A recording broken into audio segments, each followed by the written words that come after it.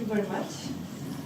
Thank you for the invitation that I can discover a different part of Romania. Last year I was invited also to Covasna. But, and you start my presentation. So I want to follow with some sentences, your President. I do believe that you have really all natural remedies in this country, and I would be much happy if you would communicate it also in the international markets. You keep it as a good secret, and I hope you will be more active to tell this to the world, how balneology and all these natural remedies could be helpful for prevention and also in the aftercare. So, Joanna was asking me to talk about activities of the European Spa Association and of course how you can feel to be part of the activities, because we can be strong only with the strong partners, and they are not only the national organization, the members of the national organization has to be involved in all these activities. As you see, health tourism is still, I would say, a niche market, but in every kind of research, it's coming with a very high growth. So this is one of the strongest potential on the European tourism market, health tourism, and if we talk about medical tourism, spa tourism, you know. We will not talk about classification, how to understand these word health tourism. I think this is the best way how we combine all these segments. And last year it was the European EU-China year, so that's why we started a lot of activities in China, which was completely new for us. And as you see, we have 21 member countries, and we launched a new website from 1st of August. And in this way, thank you very much for the Romanian colleagues, because your part of the membership is fully prepared, and you were one of the first ones they delivered the data. Thank you very much. Please check also the website and follow Facebook, Instagram, and all the social media, because we try to put all information, and this is the easiest way to get in touch with the activities, what's going on in the European Union, which kind of conferences, which kind of roadmaps are discussing for the next commissioner or for the new parliament members. I don't know if you are informed, but 62% of the members in the parliament, in the European Parliament, are new members. So I take it as a chance, because we can inform young and new dynamic members of the parliament. They are much more open-minded, and they are really looking for ideas and strategies what they could support. So in this way, I want to ask you here in the room if you have any kind of contacts, members of the parliament. They are sitting in, they don't call the commission head, there's an environmental sector commission. We have TRAN, which is transport and tourism, and regional development. These three commissions are very important for us in the parliament. So if you have any members of the parliament from Romania, please let us know, and we would like to get in direct contact to explain them what we would like to reach. So, the next one, please.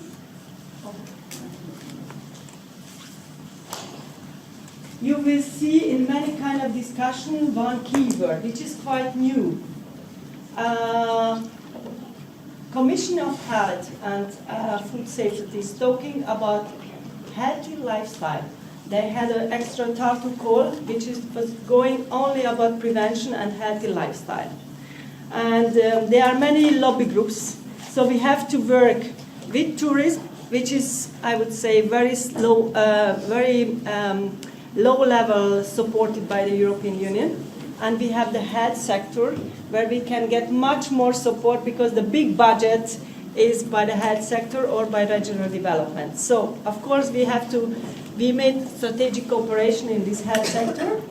And for example, one of the studies on the first lobby letter, which was sent to the Mr. Ursula von Leyen, was about prevention. To put this kind of topic, like the non-communicable disease, Also on the same level like the climate protection. So this could be also made, hopefully, one of the key messages for the new elected parliament. I just want to mention you two key factors. Designing EU financial instruments that support national investment in prevention, and also to establishing a European system for data collecting. Otherwise, we cannot get the right policy for it, of course. And institutional coordination on health and well-being. These kind of words are quite new in these kind of strategic papers. So I think the problems are getting dramatic by the aging population, and the focus and the politician is growing. So we have to look for our role to say that we are part of the health system, and we can help also in a very special combination with tourism, and to give a special atmosphere and special care for this kind of client. For that, I want to promote one of our activities, or it's a kind of congress for the third time. The European Health Prevention Day, which takes place in November. It's always in November in Wiesbaden, which is also a very famous spa city. In Germany, next to the airport, too loud. Next to Frankfurt Airport, so it's very easy to get there because it's just half an hour drive.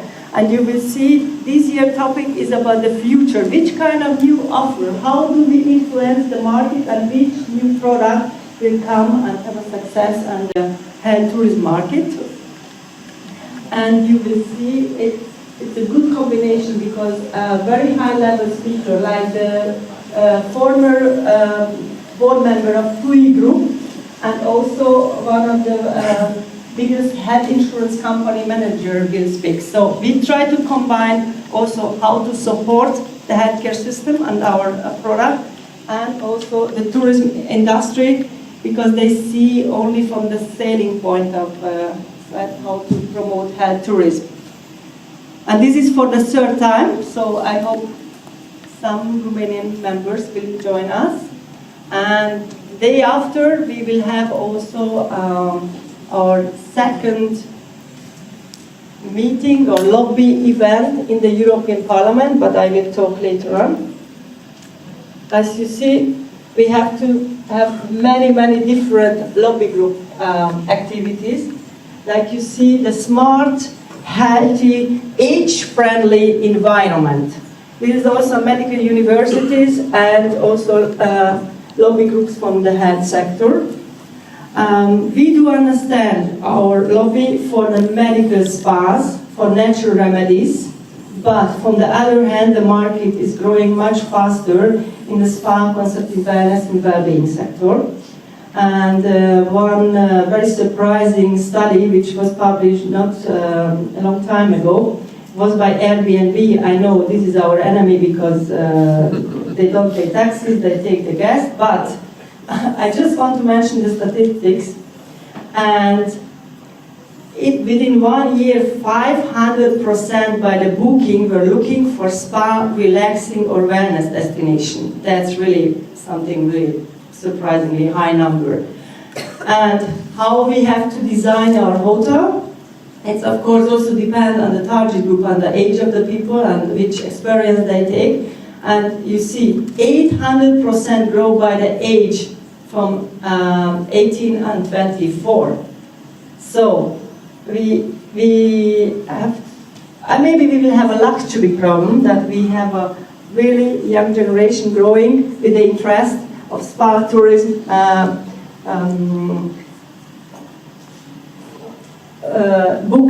they want to book spa and wellness tourism. So we have to be prepared for maybe much higher number of guests. But of course, they would like to have also much trendy design and different kind of facilities. And for example, by this thematic network where we joined also, they sent again a big lobby paper to the Commission to continue to invent in lifestyle medicine and not only for pharmaceutical industry. So to protect healthy lifestyle and to support. As you see, many lobby groups are going in this direction, and this is our topic where we have to be partners. Of course, rehabilitation is I would say there are many spa associations and lobby groups, but our main focus is on the medical spas and natural remedies, so this will be still our key, one of the key products. And it has to be part of the health system, and also to get the permission from the health minister. So this has to be on a very serious level.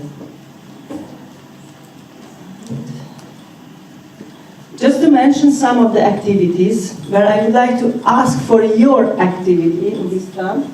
As you see, the second time we participated in the ITB, in the medical tourist pavilion, and we are, I would say, one of the main partners for the ITB organizer for this special booth.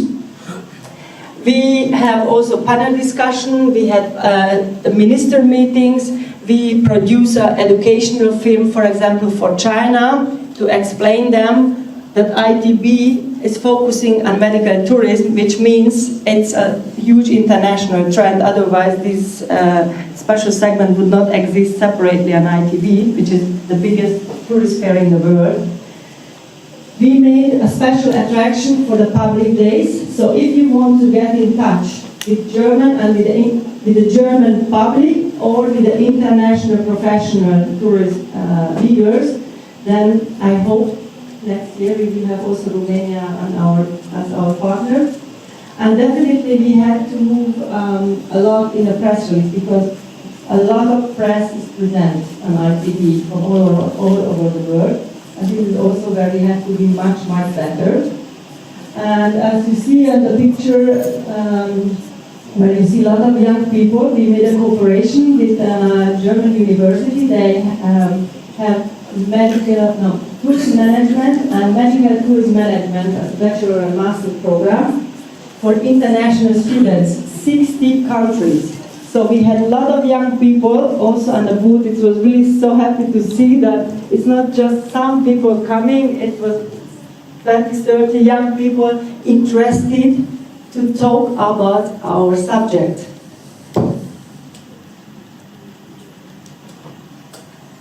Of course, we try to be on most of these high-level conferences in the European Union.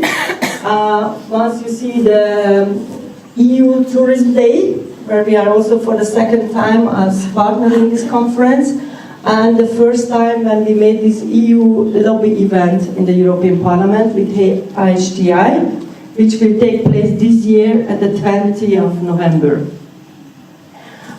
We were present on the big tourist fair in Israel. We were invited, and also with the EU call what ESPA made for the EU-China year. We were also present in Chengdu, and many other invitation came. So the first presentation and our first present in China was so successful that we get 20 other activities later on. As you see, we are invited, we are even part after the first activity and the European pavilion in Beijing. Then we get a free invitation to Xi'an.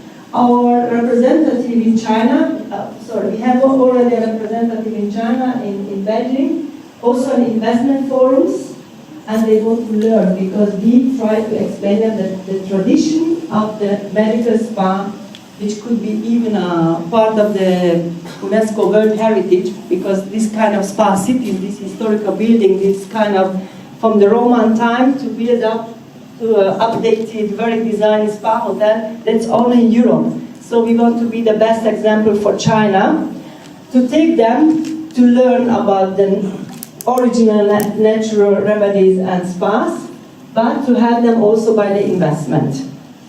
Last year we made also the first certification of the Europe spa hotel in China, and I hope many others will follow.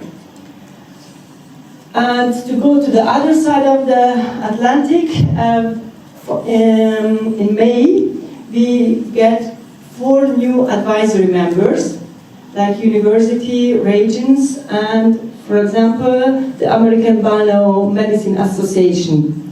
Here, I want to ask you again for your support.